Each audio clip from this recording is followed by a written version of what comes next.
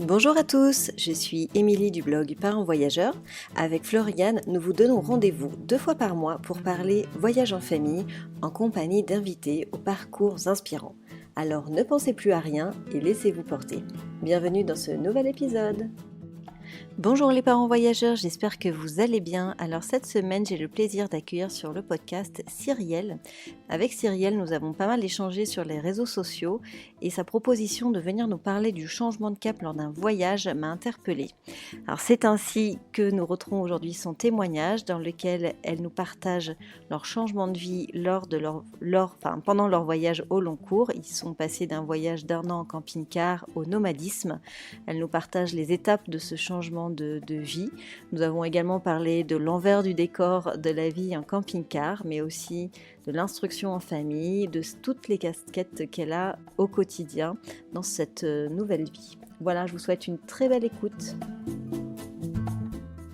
Bonjour Cyrielle, merci beaucoup de venir partager ton expérience sur le podcast. Je suis ravie de t'accueillir. Merci, bonjour, contente d'être là avec toi. C'est réciproque. Est-ce que tu peux commencer peut-être par te présenter pour que les auditeurs sachent qui tu es? Oui, avec plaisir. Donc, Cyrielle, j'ai 35 ans, je vis en famille, donc avec mon chéri et 3 enfants. Depuis le mois de juillet, on vit sur les routes, voilà, en camping-car et aussi on loue parfois des maisons Airbnb. Voilà, on fait l'instruction en famille et voilà, on a changé de mode de vie. C'est super, en plus c'est tout récent, donc je pense que tu vas pouvoir nous parler en détail de cette aventure. Est-ce que tu peux déjà commencer par nous expliquer d'où vous est venue cette idée de changer de vie comme ça, soudainement ou pas? C'était peut-être préparé depuis des années, mais pourquoi ce changement de vie? Oui, pour une fois, alors généralement le projet, donc dès qu'on a une idée, on la met en place directement et là, on s'est dit: «Non, on va quand même se le faire un peu plus sérieusement» et on a pris 2 ans. D'accord. Voilà, pour l'organiser et surtout pour, question de budget. Et donc l'idée, on avait à l'époque, du coup, oui, il y a 2 ans et demi, avant on avait un trafic, un peu aménagé. À l'époque, on n'avait que 2 enfants. Et mes parents rentraient d'un road trip en combi dans les pays scandinaves et j'ai dit à mon chéri: «Ah moi je veux faire pareil, partir plusieurs mois». Il fait: «Bah allez, on le fait». Je fais: «Ah non, mais pas avec le van, il est pas assez aménagé, il y a pas de sanitaire, pas de cuisine quoi». Et hem et il me fait: «Bah qu'est-ce qu'il te faudrait de plus?» J'ai dit: «Bah douche, toilette pour plus de confort». Et du coup, on est partis à penser camping-car. Je fais: «Bah OK», mais on dit: «On va pas acheter un camping-car juste pour 2 mois». Et du coup, de 2 mois, on est passé à 6 mois. De 6 mois après, au fur et à mesure, on est passé à 1 an, pourquoi pas, une fois que tu es lancé. Et là, il y a plus de date retour. Donc voilà d'où est parti Ah oui, d'accord, c'est notre idée. parti de là en fait. D'accord. Ouais, ouais, voilà. Tout ça, c'est la faute de mes parents, en fait. En fait, c'est eux les coupables. J'espère qu'aujourd'hui ils vous disent pas: «Vous êtes trop loin et on vous voit pas», hein. Non, ils viennent nous voir, ils ont toujours le combi et ils viennent nous Ah, voir. c'est cool ça. Ouais, ouais. Donc voilà d'où est partie l'idée. Et depuis, on a un troisième enfant. D'accord, OK. Voilà. Donc la famille s'est agrandie et comment ça se passe du coup dans le camping-car avec 3 enfants? Alors, il y a des hauts, il y a des bas. En fait, c'est un peu la vie, comme à la maison, sauf que l'espace est plus restreint. Donc on a Simon qui vient d'avoir 9 ans, Amy qui a 4 ans et Luna qui a 11 mois. Donc Luna qui a passé plus de vie dans le camping-car que dans sa maison où elle est née. Et du coup, franchement la gestion de l'espace se fait assez bien. Là où des fois on peut s'empiéter et se marcher dessus, c'est au moment du coucher. Où, voilà, où, Luna a besoin d'un calme et que ça soit la nuit totale quoi, pas de lumière allumée pour s'endormir, alors que les grands, eux, voudraient se coucher plus tard. Mais là, voilà, là les grands ont compris et ça se goupille bien. Voilà, après, non, non, on a quand même, réussi à suivre notre routine qu'on avait à la maison dans un plus petit espace, en adaptant certaines choses. Et puis, là où on a plus eu du mal, c'est, des choses qu'on n'avait pas anticipées. Quel genre de Voilà. choses que vous n'aviez pas anticipées? Et ben, on avait anticipé, par exemple, les histoires, dire: «Ouais, il fait froid, il fait chaud, voilà, on va pouvoir gérer ça» et en fait, on n'avait pas anticipé d'arriver, en Galice et le nord du Portugal, à l'automne, presque l'hiver, novembre-décembre et là où les nuits sont les la nuit arrive plus vite, les jours sont plus courts et de se retrouver, en fin d'après-midi vers, 17h30, bah, ouais, il fait nuit et quand tu parles camping-car, tu vis dehors, quoi.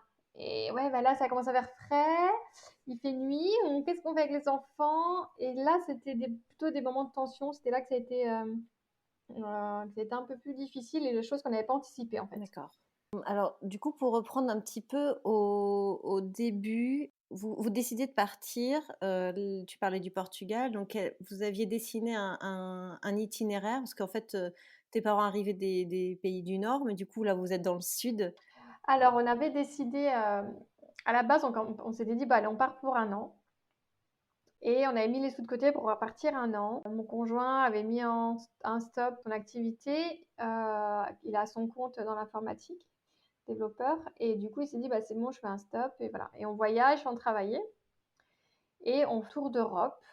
Du coup, à la base, on devait partir dans les Balkans, la Grèce, remonter par l'Italie, Espagne, Portugal et monter en Europe du Nord. À la situation quand nous on est parti en juillet, voilà, passer les frontières et tout ça, ça nous paraissait tellement compliqué, trop de frontières à passer avec la situation comme elle était à l'époque. Et on s'est dit, bah allez, on va au plus simple, on passe à la frontière espagnole et on avait un cœur d'aller au Portugal. C'est un pays qui nous attirait tellement. Donc voilà, on s'est concentré du coup, bah voilà, on est parti depuis juillet, on a passé la frontière espagnole en septembre. Septembre, on a fait 2 mois au Portugal et là on est de retour au sud de l'Espagne. Donc c'est un peu modifié, mais ça nous va bien et je pense vraiment on n'aurait pas pu faire notre le trajet initial en un an. Parce que tu peux pas avancer si vite que ça avec des enfants, quoi. Et il y a ça aussi qui a changé en fait. On s'était vraiment là-dessus, vraiment imaginé se tromper.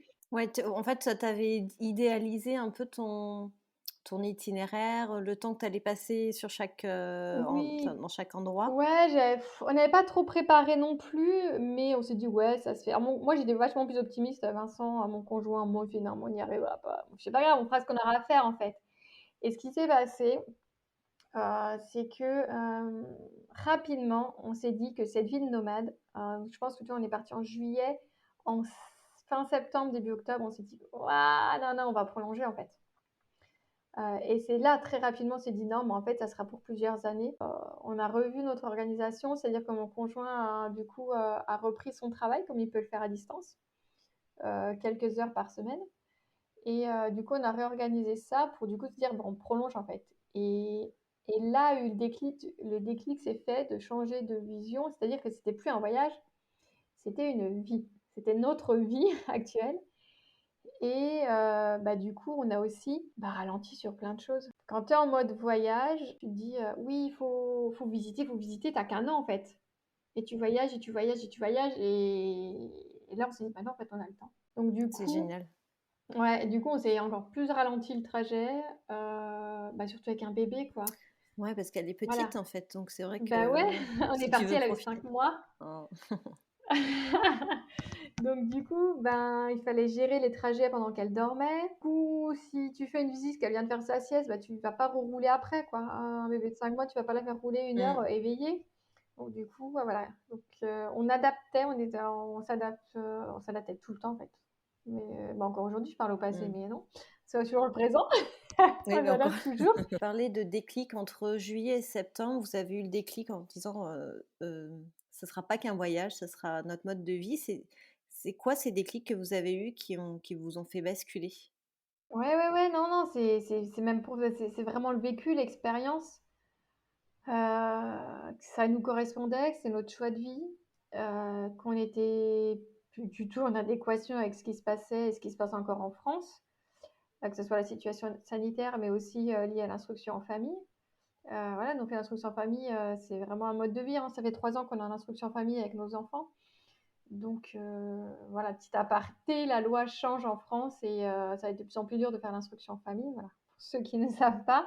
Du coup, en fait, il y avait déjà ça, ces changements dans notre pays natal et on se sentait de plus en plus éloigné. Du coup, de voir ailleurs, de bouger, l'envie de liberté de bouger et de voir ailleurs et de se dire, bah, en fait, on peut, nos enfants se plaisent, on a notre mode de fonctionnement au niveau budgétaire qui fonctionne, donc bah, pourquoi arrêter? Voilà.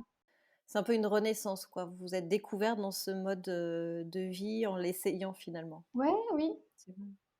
Ouais, on s'est autorisé, ouais, Ouais. à vivre comme ça, on s'est autorisé à passer le cap.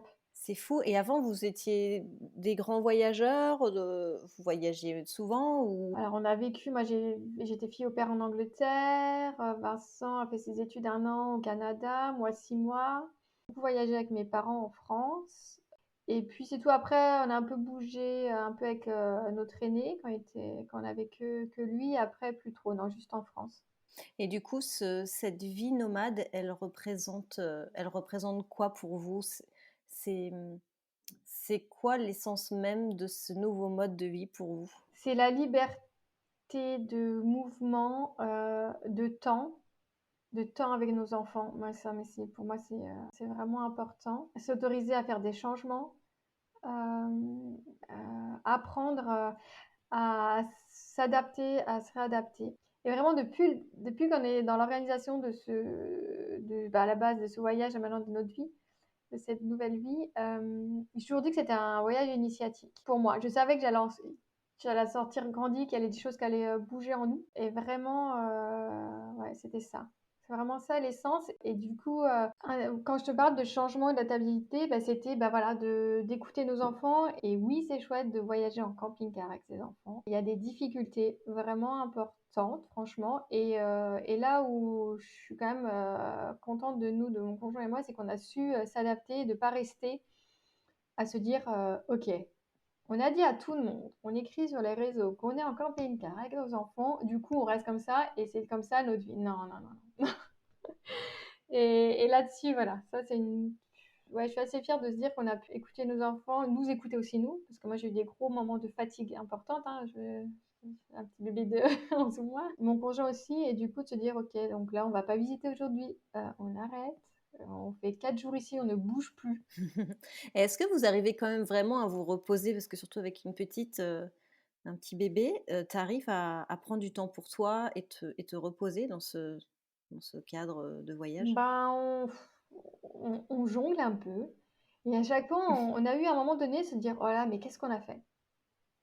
Et en fait, je disais: «Ah mais non, ça serait la même chose dans une maison, hein». Je serais avec mes 2 grands, en instruction en famille, pareil, on sortirait voir les copains, on ferait des sorties, Vincent travaillerait un peu. Après, on aurait peut-être un peu plus de soutien de nos familles et encore, parce que nos familles sont habitées à 2 heures de chez nous quand on était en France, donc pas non plus présentes au quotidien, tu vois?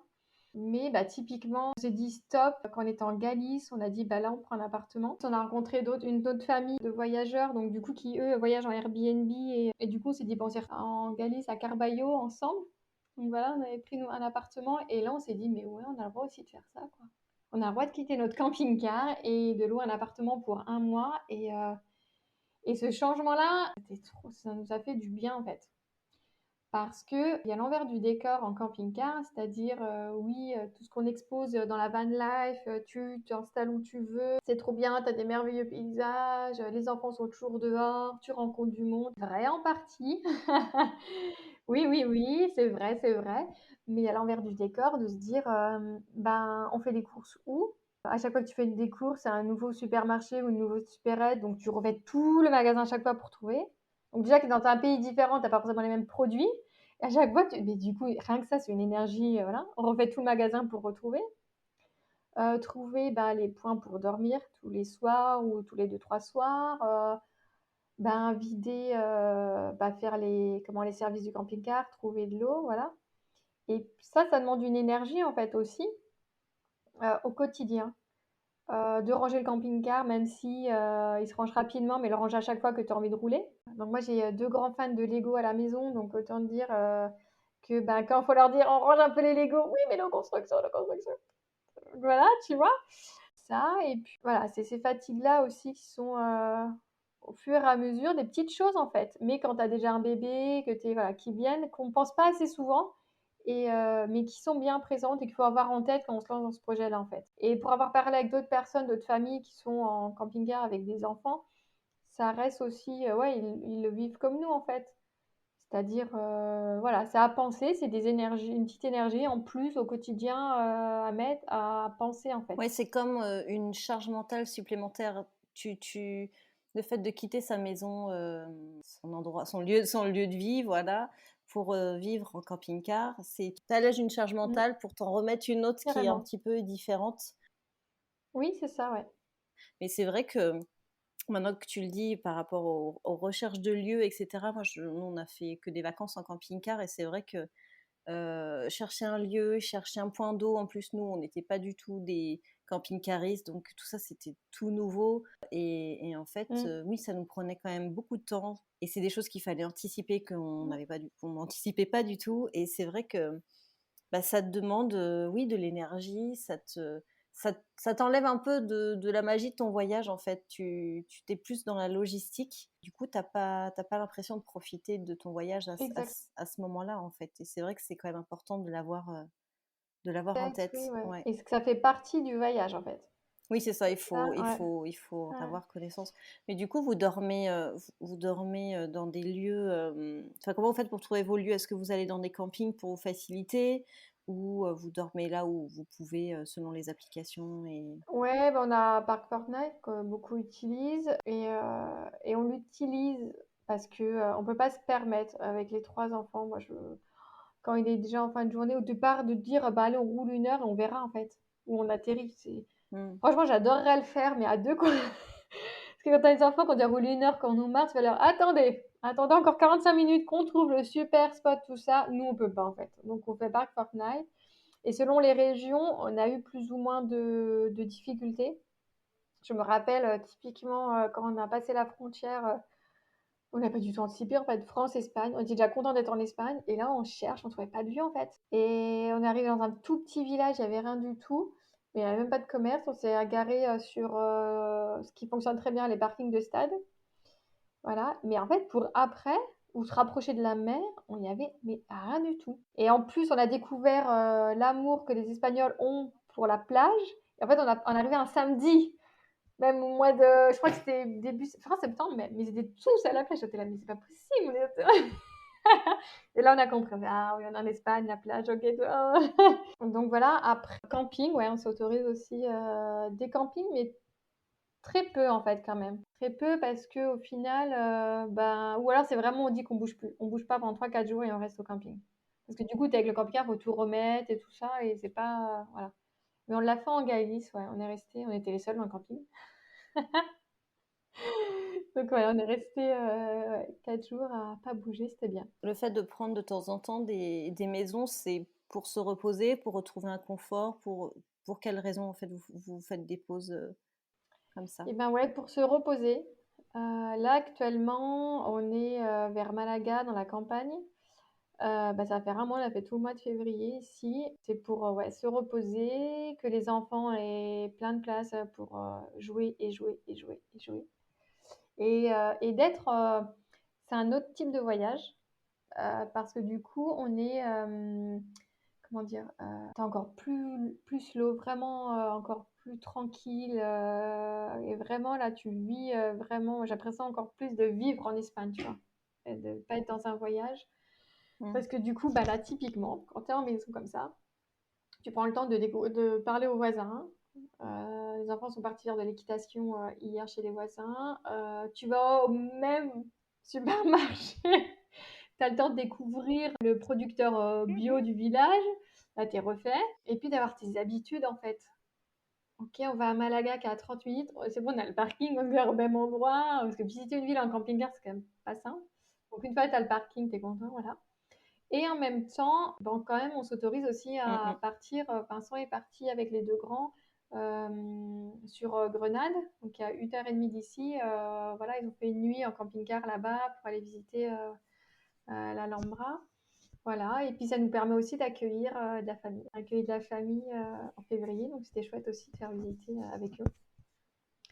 Donc voilà. Et comme mon conjoint travaille, c'est quand même plus sympa aussi pour lui de se dire, eh ben voilà, j'ai un bureau, je peux poser l'ordi, j'ai pas besoin de courir à droite et à gauche pour trouver du wifi ou inversement, aux enfants et à moi, de sortir du camping-car parce que lui il doit travailler et il a une réunion.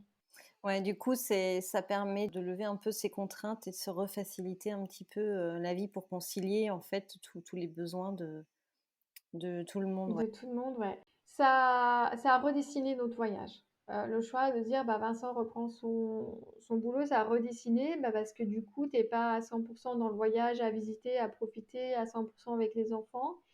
Ça te donne un cadre, horaire sur tes journées, même s'il est hyper flexible et tout ça, par rapport à son métier et ses clients. Et puis trouver un lieu pour qu'ils puissent travailler posément ou moi partir faire visiter des visites avec les enfants. Donc du coup, il faut trouver des spots assez agréables que je puisse moi bouger avec les enfants, ou lui puisse aller dans un bar travailler. Mais vraiment, ça c'était, ouais, c'est l'expérience. Si c'était à refaire, on referait pareil en fait, parce que du coup, bah, son travail nous permet de pouvoir continuer, de se dire et vraiment de dire et je pense qu'on avait à soi aussi, et Vincent un peu plus que moi aussi, de dire qu'on est vraiment nomade. Ce n'est pas un tour d'Europe, c'est notre vie et on est sur les routes. Parce que du coup, ça se tient financièrement en fait. Ouais, en fait, il faut le temps quand même de se l'approprier, cette nouvelle vie finalement.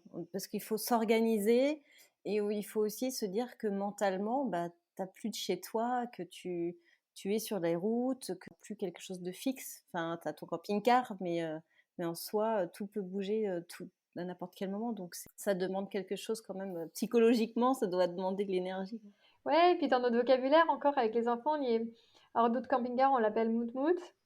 Mais on dit la maison, mais des fois on sent que la maison, en fait notre maison, on l'a encore, elle est en location et on a quelques affaires qui sont encore là-bas dans la cave et du coup, il y a dans le vocabulaire, tu vois, alors la maison, alors c'est mout-mout, c'est la maison qui est à Lyon ou c'est la maison dans laquelle on vit en ce moment, tu vois. Ouais, c'est encore un petit peu confus Ouais, finalement. et ouais, ouais. Et mais oui, alors généralement, de ce que j'avais entendu, il fallait se dire bien 2 ou 3 mois quand même pour trouver son équilibre, la façon bah, de vivre cette expérience en camping-car, de jongler et de découvrir cette logistique. Et puis tout ça, faut quand même se dire, dans des pays différents du nôtre, avec une culture différente du nôtre, même si assez proche de la France, avec une langue qu'on parle pas forcément très bien, voire pas du tout. Donc il y a une... Et ça, vraiment aussi, quand on parle d'envers du décor, c'est cette adaptabilité qu'il faut vraiment avoir en tête, en fait. Mmh, mmh mh. Avoir envie de s'adapter en permanence. Ouais, c'est ça, tu es toujours sortie de ta zone de confort, en fait, à Ah tout bah là, niveau, quoi. franchement, ouais. Et c'est ça, en fait, tu me demandais tout à l'heure, pourquoi faire une location, c'est ça aussi. Ne plus sortir pendant 1 mois de sa zone de confort ou un peu moins, oh que ça fait du bien.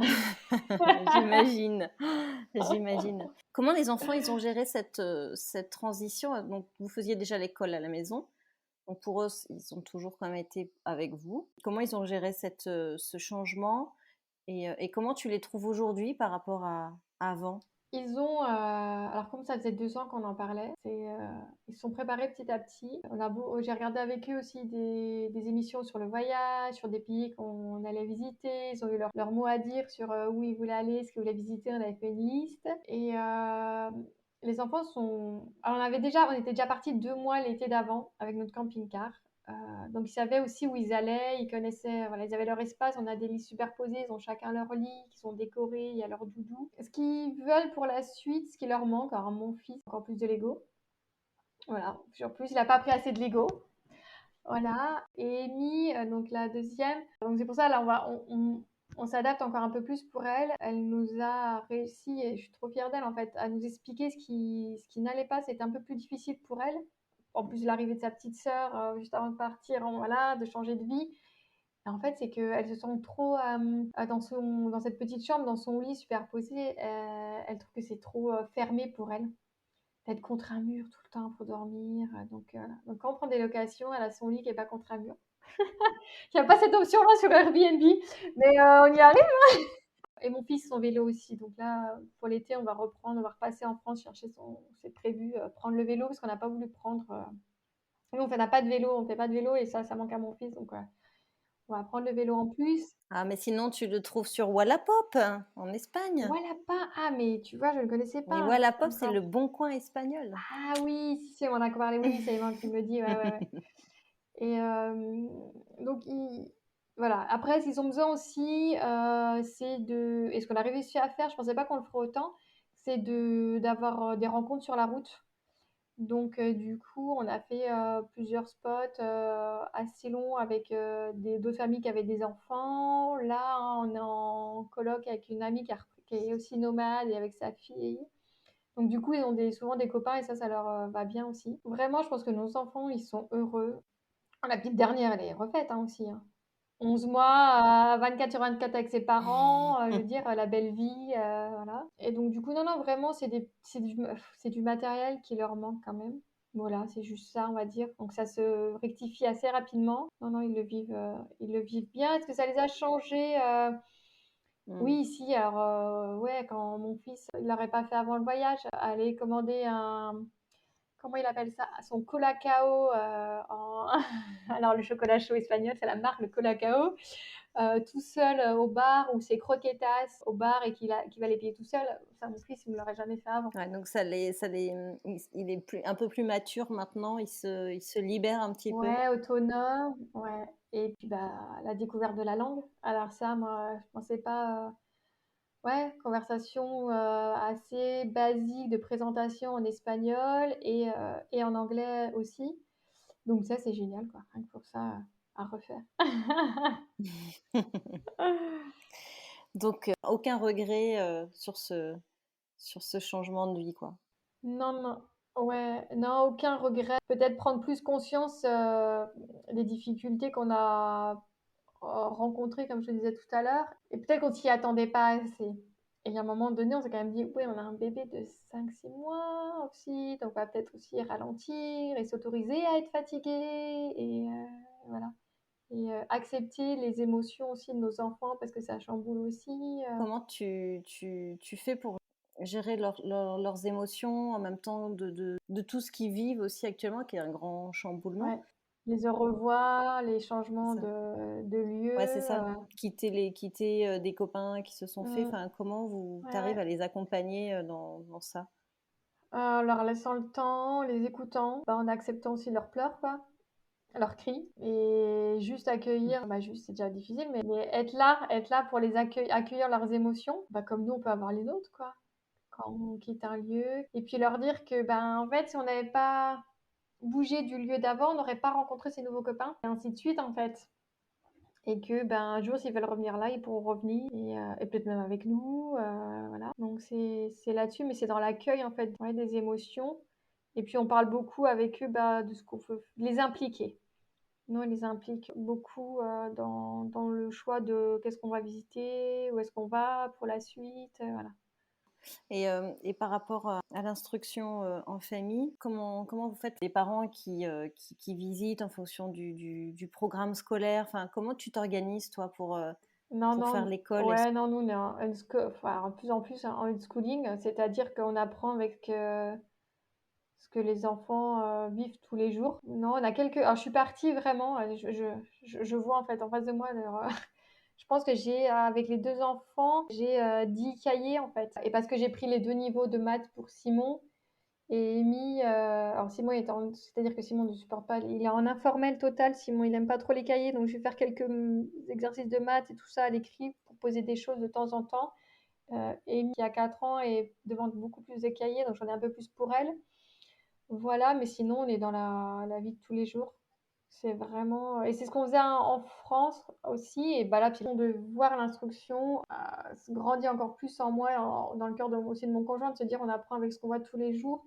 Et en plus, maintenant, que Luna est arrivée dans notre famille, j'ai peu de temps pour organiser et être assis à une table avec eux, posément, à faire des maths ou du français. Donc, c'est plutôt lors de visites. Et c'est plutôt nous qui nous adaptons à ce qu'on visite et ah bah tiens, on visite ça. Là, ils sont en train de visiter actuellement un musée de l'aéronautique à Malaga. Il y a 3 jours, on était au centre Pompidou de Malaga Et ben, c'est plutôt l'inverse, tu vois. Ah bah là, on vient de voir un Miro et un Picasso. Bah tiens, qui est Miro?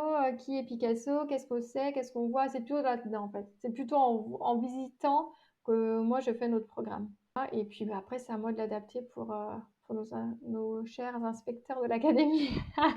Ouais, t'as quand même des inspections. Ouais, oui, oui, oui. Parce qu'on est encore, comme on est domicilié en France, au CCAS, dans le village, on se doit encore d'être contrôlé. Donc là, j'attends la date. Mais moi, on a vraiment la chance d'avoir un super inspecteur et donc je m'inquiète pas en fait. Moi, ça va. Ça va bien se Là-dessus, passer. Ah oui, non, mais alors là-dessus, je suis hyper confiante. Et puis non, non, ils auront peut-être pas acquis des choses que d'autres auront acquis à l'école, mais ils en ont d'autres.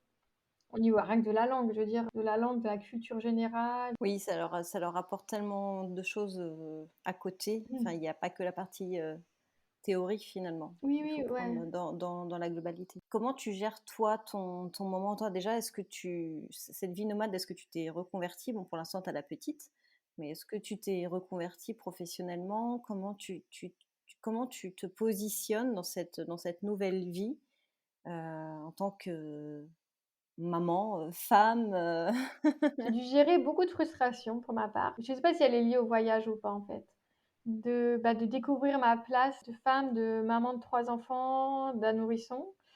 Ils ont chacun 4 ans d'écart. Et d'avoir du temps pour moi, d'avoir du temps avec mon conjoint et aussi d'avoir du temps pour une future ou mon activité actuelle. Alors moi, j'ai bougé beaucoup dans le travail. Je suis une touche à tout. Hmm. Et j'ai connecté au monde spirituel il y a 3 ans de ça. Donc, je suis médium, passeuse d'âme, énergéticienne.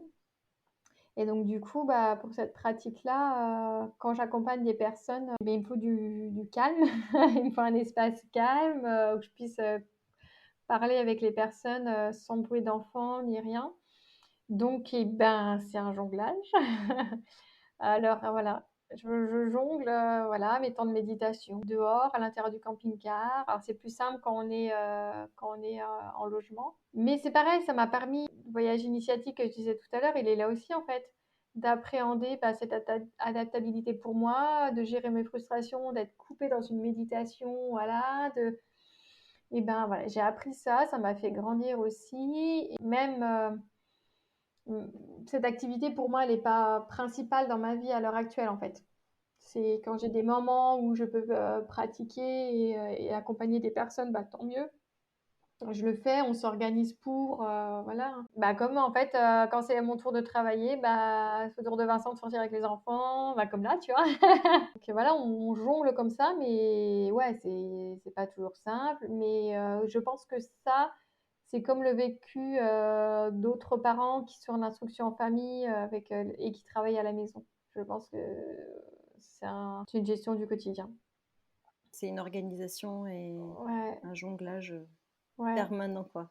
ouais, c'est ça, oui, oui, oui, exactement, ouais. Franchement, je suis admiratif parce que c'est vrai que ça doit être quand même assez compliqué de gérer toutes ces casquettes dans ce mode de vie, en fait, parce que déjà, toutes ces casquettes en temps normal, elle est compliquée, mais alors en ajoutant toutes les contraintes liées à la vie nomade, franchement, chapeau, quoi. Ouais. Ouais, c'est d'autres contraintes, c'est une autre charge mentale. Après, moi, je suis super contente de plus avoir de maison à entretenir. On avait un jardin, faire le ménage 100 mètres carrés. Tu vois, il y a des choses. Voilà, il y a le camping-car, ça se salit hyper rapidement, ça c'est sûr, mais ça se nettoie aussi hyper rapidement. Ça t'offre voilà une liberté. Pour moi, de toute façon, il n'y a pas de façon de vivre qui est meilleure qu'une autre, hein. C'est chacun qui doit trouver chaussure à son pied. Et nous, on est pas mal là. Ouais, ouais, ouais. Là, aujourd'hui, tu sens que tu es épanouie dans ce nouveau mode de vie. Oui, oui, carrément, ouais, ouais. Là, oui, on a repoussé aussi le bail de notre maison. Donc là, on est sur les routes ou pas, ou ailleurs, je ne sais pas. Mais en tout cas, jusqu'en septembre 2025, on n'a pas de maison. Donc voilà. Ouais, donc vous vous laissez porter et vivre selon vos envies, Ouais, quoi. c'est ça. Te dire bah, camping-car ou pas. L'Europe, la France, le reste du monde, on verra. Alors, comment tu t'imagines, du coup, les prochaines années sur les routes? Alors, on va réaliser. Là, on est encore en Espagne jusqu'au début d'avril. Après, on va réaliser le rêve de nos enfants, c'est d'aller au Danemark et d'aller à Legoland. Et ça, c'était une des priorités de leur liste à faire pendant ce voyage. Donc du coup, printemps au Danemark, retour en France en juin pour notre mariage. Voilà, toi, les projets dans le projet. Ah. Chose qui n'était pas prévue non plus, tu vois. Et après, l'été en camping-car, sûrement en Belgique, Pays-Bas. Et après, on va mettre de côté Moutmout. Je pense que d'octobre à mars, pendant la période de travail de mon conjoint, on va du coup racheter une voiture et voyager en voiture et en location. Airbnb ou autre. La vision de la suite, c'est ça, c'est d'être plutôt en habitation fixe, sédentaire, mais en bougeant dans un pays, on va D'accord. dire, d'octobre à mars et au printemps-été de reprendre notre camping-car et de bouger. D'accord. Voilà. C'est pour une question de logistique, pour un peu passer l'hiver au chaud, Ouais, tranquille et se poser un petit voilà.